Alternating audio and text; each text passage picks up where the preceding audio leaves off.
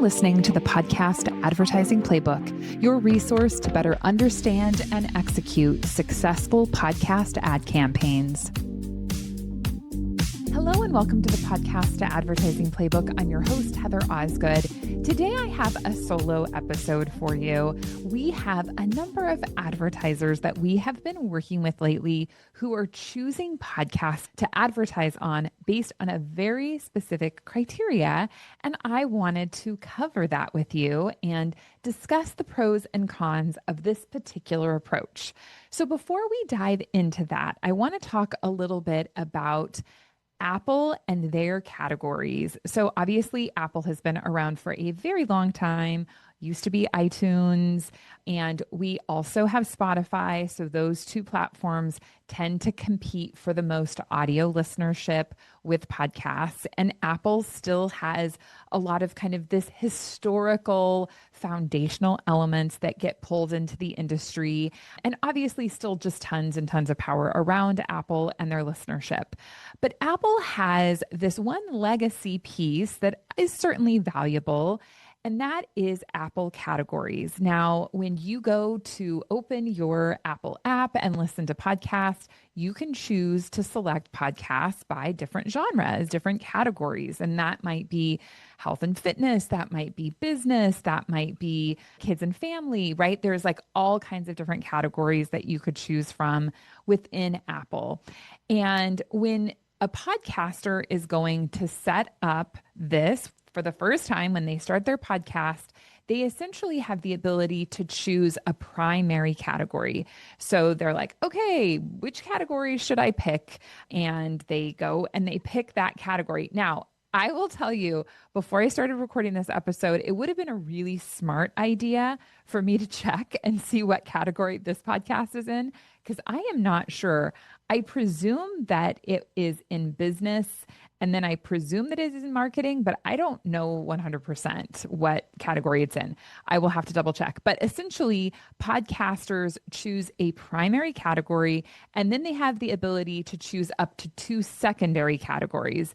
But really, that primary category is going to be the category that you see when you look up a podcast on Apple. It's going to say, what category is this show in? And that is what you are going to see. Now, what we are experiencing, which isn't necessarily new, but has been really top of mind for me lately, is that advertisers come to us and they say, we only want to advertise on podcasts that are in these categories. And I think a perfect example for you is we are lucky to represent a number of different history shows at True Native Media. They're great. They've got a lot to offer.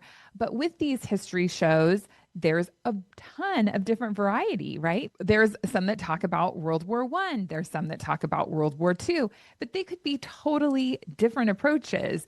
And then we have history podcasts that talk about something really specific. So we work with a show called Dressed, and it is the history of fashion, and it's really interesting.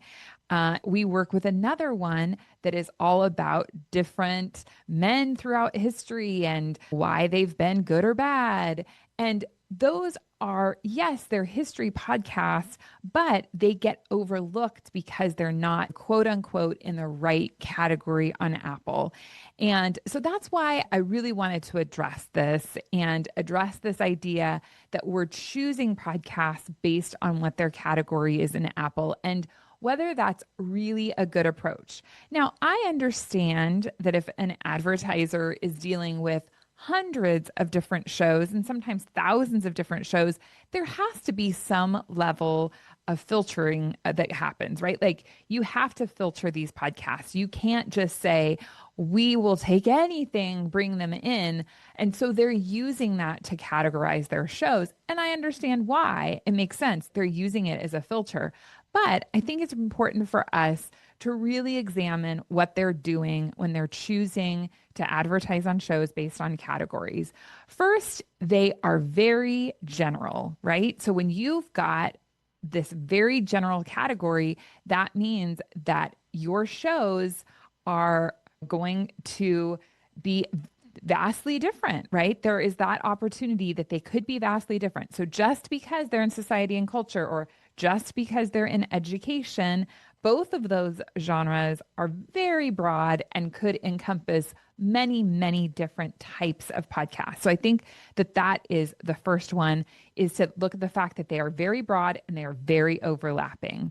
Next, I think it's really important for us to look at the fact that these are publisher controlled, right? When you publish a podcast, you choose what category to put it on Apple. And the reason that I just said, I can't remember what category my podcast is in, because I don't. Like, that's not something when I'm creating content that I think, what category is my podcast in?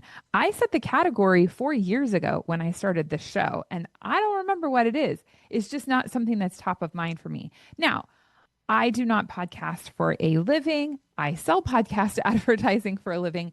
And if I podcasted for a living, I probably would pay closer attention to that. So I think that that obviously is something to consider. But there are a lot of great shows out there with publishers that are not podcasting for a living. They maybe are doing a podcast as well as something else, right? Like maybe they're a doctor, maybe they're an attorney, maybe they are somebody who is super passionate about their hobby and they're creating this podcast. And yeah, they want it to succeed, but they're not throwing every bit of their energy into it. So things like the category might get overlooked from time to time. So I think that that's really important. The other thing is that publishers choose their category based on really marketing choice and not audience behavior. So when you're creating a show, you're thinking, what category can I market this show in? And where am I going to be able to rank within those categories, as opposed to what is my audience actually like? And maybe what is my audience looking for? Now, we don't know the motivation of all content creators out there. It's hard to say exactly what they're choosing, but those are really important pieces to look at, right? Is that they are making that based on a marketing choice. The other piece of the pie that's been hard for us is we will go to podcasters and say, we think that you shouldn't be in history. We think you should be in society and culture, because advertisers will buy your show if you're in society and culture. They won't buy it if it's in history. But once a show has been in a certain category for a number of years, if they're ranking within that category, the host is very unlikely to want to change and move to a different category within Apple, because that's going to switch all of their growth and development up. That's going to put them in a different place than where they have been. So I think that that's really important. The other thing that I think is the most important is that categories have absolutely nothing to do with audience. They are not audience driven. So it's not like the actual demographics, it's not the psychographics, it's not behaviors in any way. It's literally just a category. And so you could have two health and fitness shows, for instance, that are in totally different types of shows, right? You could have wellness mamas versus like a bodybuilder enthusiast, and they're both going to be in health and fitness, and they're both going to be very, very different shows. So I think it's important to realize that those categories are absolutely not audience driven, which is, in my opinion, the biggest reason why it's not the greatest use for choosing podcasts to advertise on, because ultimately you're trying to reach your target demographic, and that isn't necessarily going to be found within a category. The other thing that I think is really important is that content evolves, right? So maybe when somebody started a show 5 years ago, they were like, hey, I'm going to put this into education. This makes a ton of sense to be in education. But now here they are 5 years later, and they're not even talking about the same thing. I think, one of the perfect examples I have, which I maybe have given on this show before, is Diary of a CEO. One of my favorite shows. 9 out of 10 of his episodes have absolutely nothing to do with being a CEO. Unless you want to say, hey, a CEO is a person and, their lives are being touched by lots and lots of things, which is obviously the case. But like the content isn't specific to CEOs at all, in my opinion. And so the chances are that, his show is likely in business, and is that the best place for it, right? Because his content has evolved throughout the years, just as most shows evolve. Is that content creator really conscientious to say, wow, when I started this show 5 years ago, I chose this category, but this isn't the best place for me anymore. So I think that that's important. We already talked about kind of the idea of marketing, but there is chart gaming that happens, right? So a podcaster might say, well, I'm going to choose to be in this category instead of that category because I know that I could rank higher. And I think that's a great idea in terms of discoverability if you're trying to get your podcast more recognized. From a content creator perspective, I think it makes a lot of sense to look at where you feel like you could rank. Maybe you can't rank in business, but maybe you can rank in marketing. You could choose different categories based on where you can rank. And I think that there's a lot of value in that. But again, I don't know that that's the best use for an advertising decision because they are not there because the category is a great fit for them as much as they are wanting to rank within that category. Then the last point is really that the listeners don't think in categories. And that is, I think, the most important piece is that when I'm going to look for a podcast, I want podcasts that are similar to my interests, and my interests are varied as a person, right? I'm going to maybe look at stuff that's in business. Maybe I'm going to look at things that are in health and fitness. Maybe I'm going to look at things that are in parenting. There's all kinds of different categories that I'm going to look at. But as a person, you are going to have a hard time identifying where I'm going to go and which categories I'm going to look at. And what I find really fascinating is I'm a middle-aged woman. I could talk to 10 other middle-aged women. They're not all going to have the same category choices that I'm going to have. And so ultimately, I think that it's just not the best way to choose which podcast to advertise on. Better alternatives are to look at demographics, right? So when we're thinking about putting together an ad campaign, the most important piece is who are you reaching? Are you reaching the person that is going to purchase your products and services? And I'm not saying that categories are a bad way of looking at shows. I don't think that they're a bad way of looking at shows.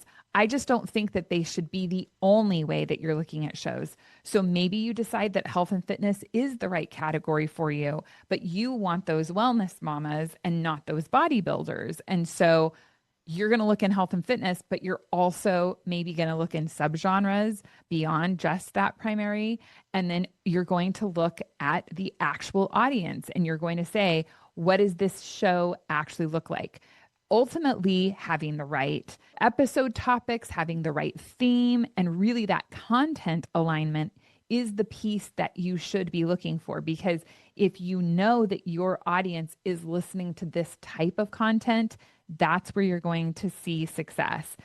The other piece that you can look at is where is performance been in the past? If this show is performing well, if you're somebody who does a lot of podcast ad buying, I hope that you are subscribing to Magellan because it's a great place for you to go in and look at this particular show and examine what kind of renewal rates does this show have? What kind of CPMs might they have based on historical purchases? So using tools like Magellan to really help you find that piece can be really helpful.